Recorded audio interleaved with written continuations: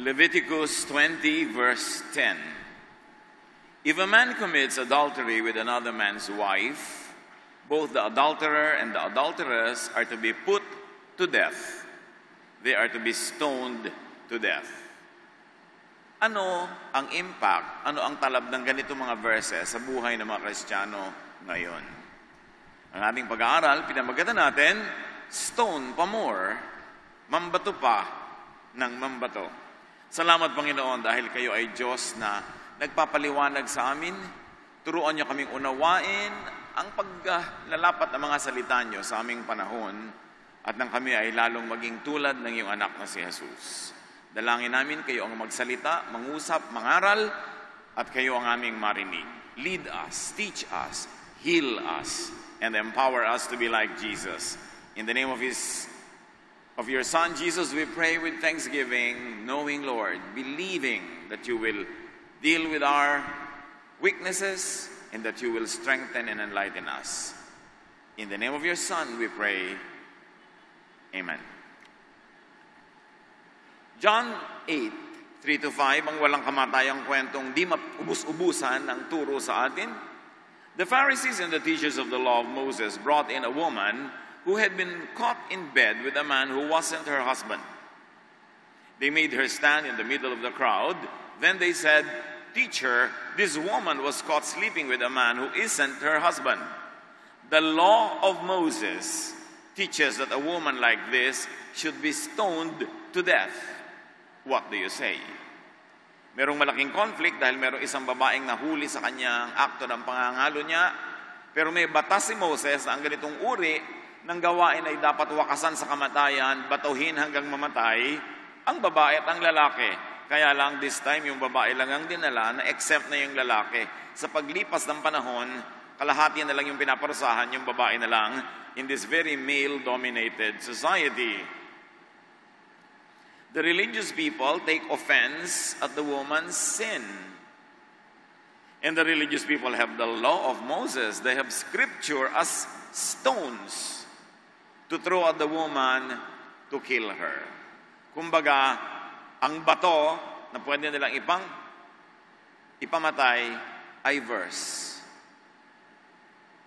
Anong verse ang ibinabato nyo sa mga taong sa palagay nyo ay nagkakasala? Mamimili ka, adulteress ka, eto ang bato for adultery, babatuhin kita. Ikaw ay ganito, ikaw ay ganon. Ganyan ang ginagawa ng mga tao nung panahon ni Jesus. Ang mga verses na minemorya nila, sinaulo nila, imbes gamitin nila to bless people, ginagamitin nila pambato. Dahil yun ang kanilang kaugalian, at yun ang sinasabi ng kanilang mga batas. Pero pag ba sinasabi ng batas na batuhin mo yung nagkasala, babatuhin mo talaga dahil sabi ng batas, wala ka bang sariling damdamin o konsyensya o pag-aagam-agam para gawin yon? At yun ang gusto nilang gawin sa babaeng ito na hindi pa nga natin alam kung bakit siya natulak sa paggawa ng ginagawa niya. Prostitute ba siya na wala nang makain, wala na siyang maibenta, kundi katawan na lang niya? Biktima ba siya ng lipunan? Hindi natin alam. Pero basta, babatuhin siya dahil sabi ng verse.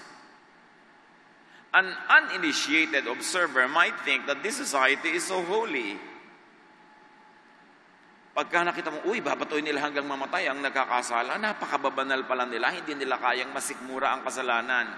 Pero alam nyo kung napakaraming tinuturo ang Biblia kung gaano kagalit ang Diyos sa bansang Israel dahil napakatigas ng ulo nila sa lahat ng bagay.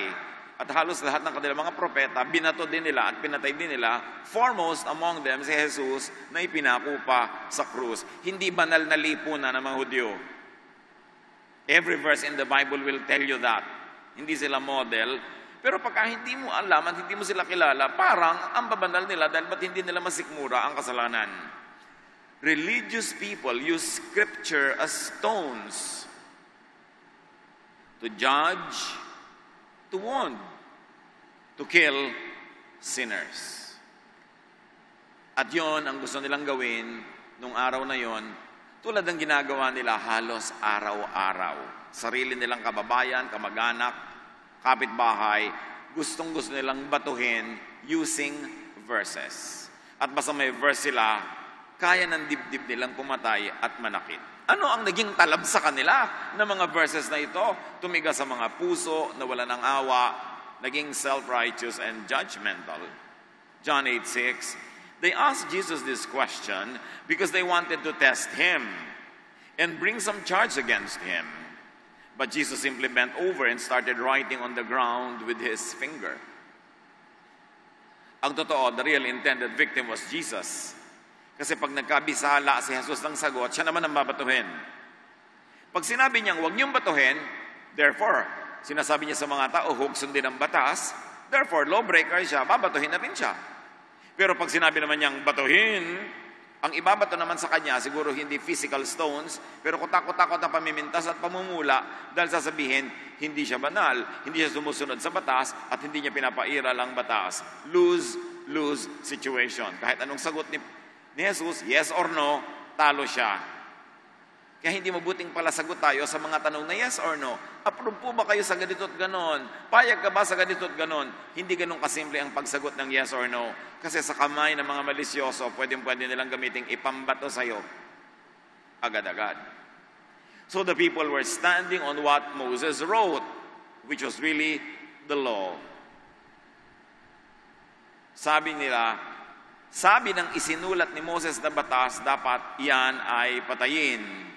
Ang sagot ni Jesus, yumuko siya sa lupa na maraming alikabok. At kung si Moses ay nagsulat sa bato, si Jesus ay nagsulat sa alabok, sa lupa. Hindi sinabi kung ano sinusulat. But the law prescribed death by stoning to sexual offenders. And not only to sexual offenders, to nearly every other offense. Ang Old Testament ay tadtad ng utos sa patayin ito, patayin yun, patayin lahat. Pati mga women and children, agawin ang lupa nila at patayin sila. Puro patayin. Ano ang reaksyon ni Jesus sa ganong mga utos? But meanwhile, the people wanted to use the law as stones for killing Jesus also. And the woman was only to be a collateral damage. Props lang siya. Ang tunay na nililitis ay si Jesus. What was Jesus writing with his own fingers? That's very interesting. Ano ang isinusulat niya, ginagamit ang mga sarili niyang daliri? What could he be writing and why was he writing? John 8:7, they kept on asking Jesus about the woman. Finally, he stood up and said, if any of you have never sinned, then go ahead and throw the first stone at her. Sa kapipilit nila, sagutin mo kami, dapat bang batuhin or not? Sabi ng batas, batuhin.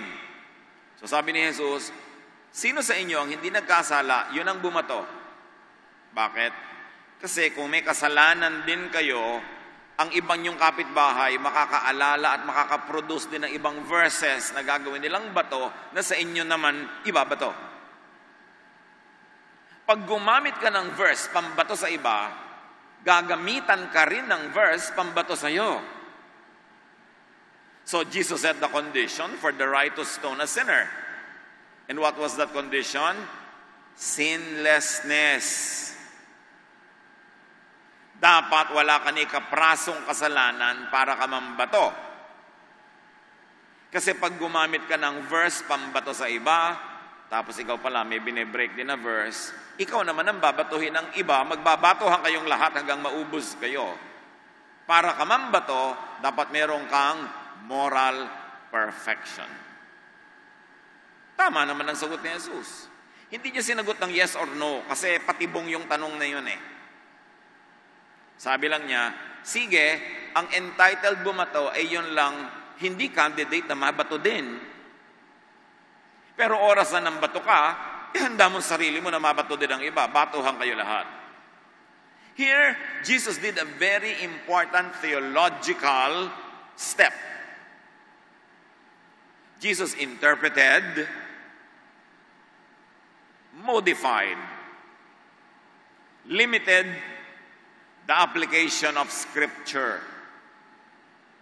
Dati, basta-basta na lang na kahit sino kukuha ng verse, ibabato. Ngayon nilagyan ni Jesus ng limitasyon ang paggamit ng verses na ito.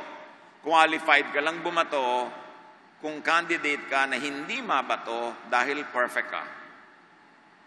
Biglang na iba ang pagbasa at ang pag-a-apply ng verses. Nandun pa rin yung verses, Pero sino ang makapag-a-apply? Sino ang makapangangahas na i-apply ito? And therefore, Jesus fulfilled the law by changing it, by disempowering it. Akala nung iba, nung sinabi ni Jesus that I came to fulfill the law, as is, where is, kung ano yung sabi ng mga batuhan na yun din ang ipapa-implement niya. Pero nakita niyo kung paano niya in-implement. Ang totoo, hindi niya ipinapa-implement.